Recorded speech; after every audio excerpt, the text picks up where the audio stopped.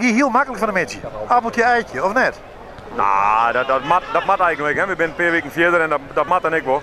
Maar ik wil allereerst volledig complimenten maken voor Colm. Ten eerste voor hoe je eruit shot. Het veld is prachtig, mooi groot veld. Tegenstander heel sportief.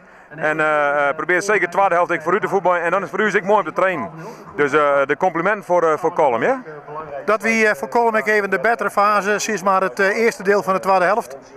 Ja, toen kwam ik wat meer van de goal. En, maar ik vond Colm de hele wedstrijd gewoon hartstikke sportief spelen. Dus dat is gewoon voor u hartstikke leuk. Hè? En dan zei ik nou, een mooi groot veld, een mooie ploeg. Hier mag we maar vaker heen. En zei jij dat niet voetbal.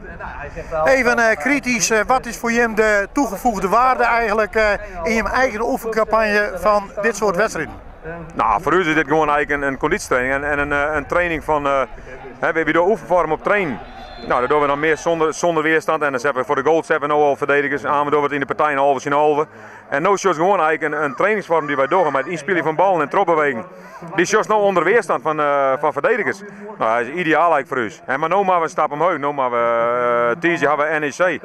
Ja, dan spelen we in de Eredivisieploeg. De patroon die je hem trainen, die komen er in dit soort wedstrijden wel uit?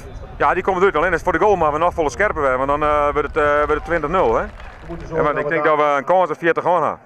Nee goed, dat is in die weer. Geef even naar het takkomend seizoen. Ik giet er met Jan Bruinek even over. Het is voor Cambuur ontnota steeds krek net. Wat is die inschatting voor het komende seizoen? Krek wel. Dat is heel optimistisch. Nou ja, ik vind dat wij een goede ploeg hebben. Die jongens hadden er alles van uur. Wij spelen altijd met de 12e man, met uw supporters. Dat is gewoon geweldig. Bij ons in het stadion maar we onverslaanbaar worden. Nou, als dat alleen al winst, dan best een heel eind op wij. En het gaat een keer gebeuren. Nou, binnen kwart gaat het gebeuren. Het zit binnen een periode, dan spelen wij Eredivisie. Oké. Henk, Tiege dank voor die bijdrage en succes met Cambuur. Graag gedaan. Leuk, hartstikke mooi. Bedankt. Verrassend dichtbij in Noord-Oost-Friesland.